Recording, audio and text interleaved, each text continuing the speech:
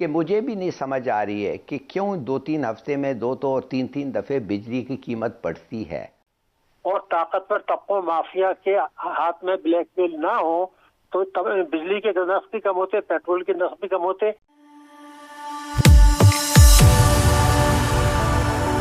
जय हिंद दोस्तों, मोदी देश में आपका स्वागत है। आज पाक मीडिया बात कर रहा है कैसे पाकिस्तान के प्रधानमंत्री इमरान खान ने 2019 से अभी 2021 चल रहा है, इसमें उन्होंने 8 बार बिजली के दाम बढ़ा दिए हैं। और वो कह रहे हैं कि ये IMF की वजह से हुआ है, क्योंकि IMF हमें बिजली के दाम और टैक्सेस जो चीज़ों पे होते हैं उसे बढ़ाने के लिए कह रहा है।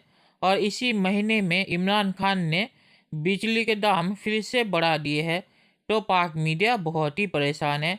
पाक मीडिया कह रहा है कि इस तरह से तो पाकिस्तान की इकोनॉमी और भी नीचे जाएगी, क्योंकि लोगों के पास पैसे नहीं होंगे दूसरी चीज़ों पे खर्चा करने के लिए, वो अपने सारे पैसे बिजली के बिल चुकाने में ही लगा देंगे।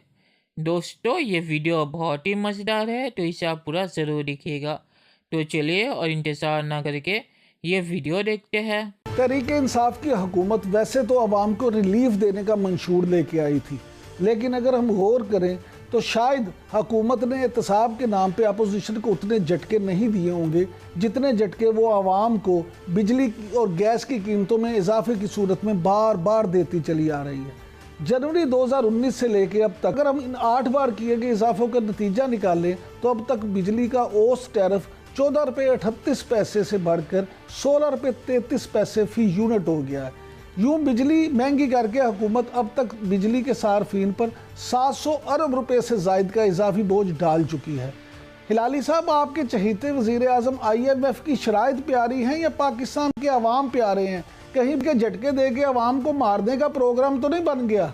इमरान खान ने और इसकी गवर्नमेंट ने कितने हमें इसी बारे में बिजली में बेहतरी दी है वो मैं आपको एक्सप्लेन करूंगा, मगर उससे पहले मैं ये ज़रूर कहूँगा कि मुझे भी नहीं समझ आ रही है कि क्यों 2-3 हफ्ते में 2 और 3-3 दफ़े बिजली की कीमत बढ़ती है। मुझे अब तक समझ नहीं आया। हाँ, ये ज़रूरी होगी इसलिए कि वो कॉस्ट ऑफ लिविंग और ये वो उनका जो तरीका है, उनका जो रूल है, मगर श्योरली गवर्नमेंट को पता चलना चाहिए कि ये इट्स बैड पॉलिटिक्स, ये बहुत बुरा पॉलिटिक्स है।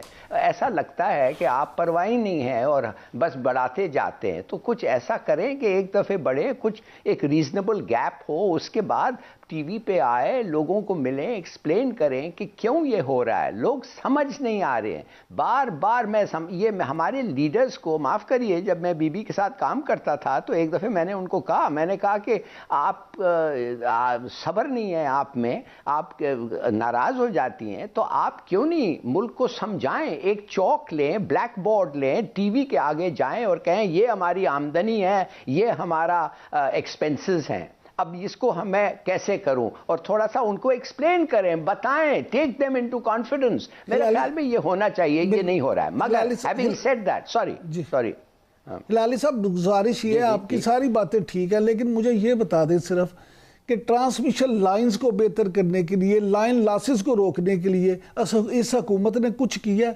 अमलन कुछ नहीं किया। अगर ये नहीं करेंगे तो यही तो 2 मेन चीज़ें हैं, ये 2 बुनियादी वजूहात हैं जिनकी बिना पे बिजली ज़ाया होती है और उसका भुगतना आपको और मुझे पड़ता है। 47 इस मुल्क में IPPs हैं, इनके सबके बिल्स रिवाइज हुए हैं। 800 और 900 बिलियन रुपया सेविंग्स हो रहा है। और अब उन्होंने क्या किया है, जितना तुम प्रोड्यूस करते हो और जितना हम इस्तेमाल करते हैं उसके लिए हम पैसे देने के लिए तैयार हैं, और उससे इनके 900 बिलियन रुपया बचा है। सर्कुलर डेट 4.8 बिलियन से 4.8 ट्रिलियन से 2.8 ट्रिलियन पे आ गया है। माने देखिए, कर रहे हैं भाई काम। चलें हिलाली साहब, आपकी बातें तो हमने सुन ली, आपने बड़ा अच्छा अपना नुक्ता नज़र बयान कर दिया, लेकिन इस वक्त हमारे साथ टेलीफोन लाइन पे मौजूद हैं माहिर मुर्शिद जनाब शाहिद हसन सदीकी साहब। जी डॉक्टर साहब, आप बताएं कि ये बिजली की कीमतों में जो इतना इजाफा हो रहा है बार बार, इससे क्या असर क्या पड़ रहा है? देखिए, ये बिल्कुल वाज़ेह बात है कि मौजूदा हुकूमत जो है वो जो उसका इंतखाबी वायदे थे और जो मंशूर था उस पर अमल करने के बजाय जो पाकिस्तान में ताकतवर तबके हैं, जिनको अशराफिया भी कहते हैं, माफिया भी कहते हैं, उनको टैक्सों में छूट देते चले जा रही हैं, उनको जो है वो टैक्स चोरी करने दे रही हैं, और उसके जो नुकसानात हैं वो फिर बिजली और पेट्रोल के नर्ख वगैरह में इजाफा करके किया जा रहा है। अब चूंकि ये IMF के प्रोग्राम से बातचीत चल रही है, 1 साल से हमारा IMF का प्रोग्राम मुअत्तल था, तो अब वो जो है वो सख्ती कर रहे हैं कि भाई ये आपने तो बजट खसारा आपका बढ़ रहा है, टैक्सों की चोरी बढ़ रही है, और टैक्स आप लेना नहीं चाहते तो फिर बिजली गैस पेट्रोल के नर्ख बढ़ाएं। जी। अच्छा डॉक्टर साहब, ये बताइएगा कि अगर हुकूमत चाहती, हुकूमत की विल होती, तो क्या वाकई बिजली के ज़िम्मन में आवाम को कोई रिलीफ दिया जा सकता था? देखिए, मैं उसमें पूरी जिम्मेदारी के साथ बता रहा हूँ कि कम से कम, अगर आप तवानाई की दोनों बातें बता दूं, पेट्रोल में कम से कम 25 रुपए लीटर कमी की गुंजाइश थी। कम से कम 25 रुपए बढ़ाने के बजाय 25 रुपए लीटर कम करने की थी, क्योंकि उसमें भत्ता लेते हैं, पेट्रोलियम लेवी, और वो 450 अरब रुपए लोगों से, आवाम से उसको घसीट रहे हैं। उसकी वजह से भी बिजली पैदा होती है।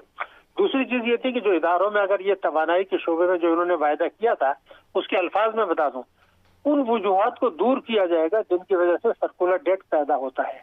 अब वो वजूहात दूर इस तरह की कि 1200 अरब पे लिया था, अब 2400 अरब हो गया। इसका मतलब ये है कि अगर अपने इंतखाबी वायदों पर अमल करें और ताकतवर तबकों, माफिया के हाथ में ब्लैकमेल ना हो, तो तब बिजली के नर्ख भी कम होते, पेट्रोल के नर्ख भी कम होते, GST भी कम होता, इनडायरेक्ट टैक्सेस भी कम होते। लेकिन बदकिस्मती ये है कि माफिया के दबाव पर फैसले हो रहे हैं, जिसमें IMF का माफिया भी शामिल है। थैंक यू डॉक्टर साहब, बहुत शुक्रिया। चलिए दोस्तों, इस वीडियो पे बात करते हैं।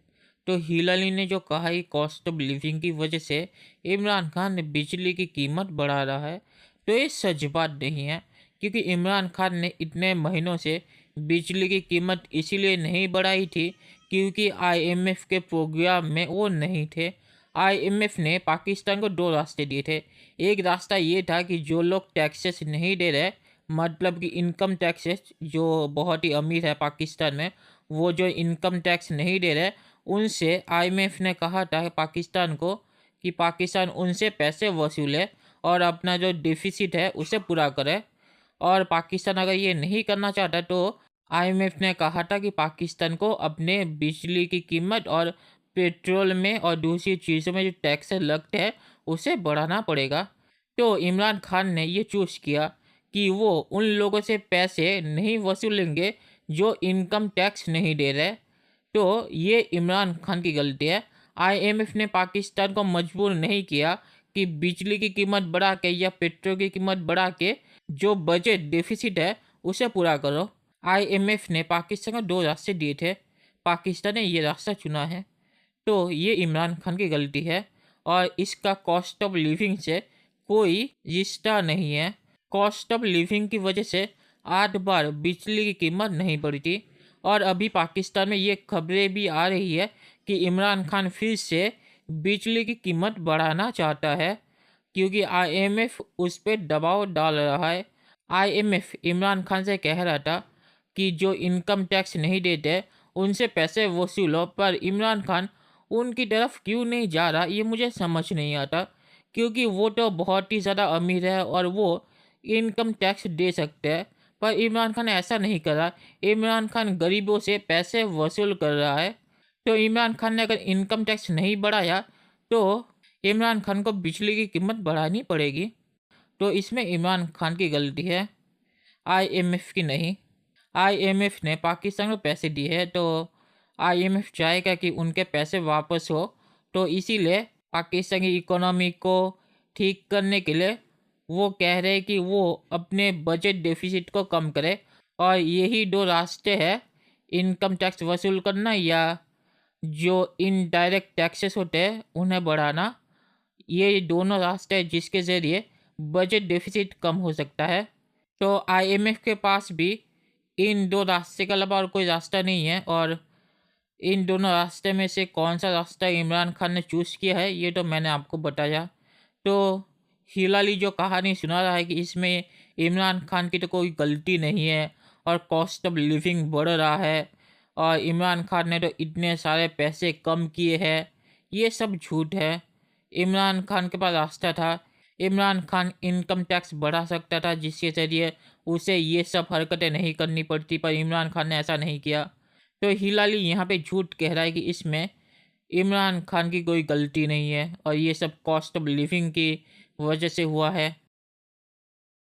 और हिलाली ने जो कहानी सुनाई है कि इमरान खान ने 800 अरब सर्कुलर कर्जा कम करने के लिए कदम उठाए हैं, पर हिलाली ने ये नहीं बताया कि इस कदम के बाद भी पाकिस्तान का सर्कुलर कर्जा अगले 10 साल में 2400 अरब रुपए हो जाएगा। तो 2400 अरब में से 800 अरब अगर इमरान खान ने कम भी कर दिए हिलाली की अगर माने तो इससे कोई फ़र्क नहीं पड़ने वाला। इमरान खान को बिजली की कीमत फिर से बढ़ानी पड़ेगी क्योंकि वो इनकम टैक्स वसूल नहीं करना चाहता। तो आखिर में मैं सिर्फ यही कहूँगा कि इमरान खान इनकम टैक्स क्यों नहीं बढ़ा रहा ये मुझे समझ नहीं आता।